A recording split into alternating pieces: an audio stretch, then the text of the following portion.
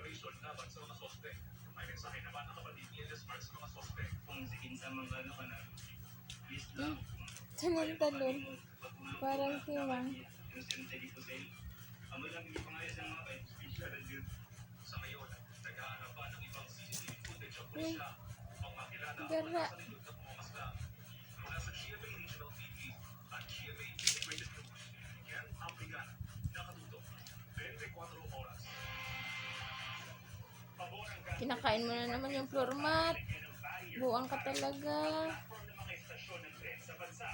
Pero mahirap yan ayon sa kumpanyang nagpapatakbo sa LRT1.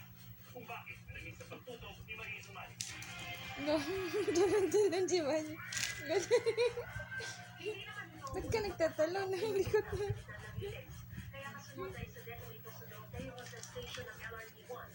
Tuwang-tuwa siya nakawala.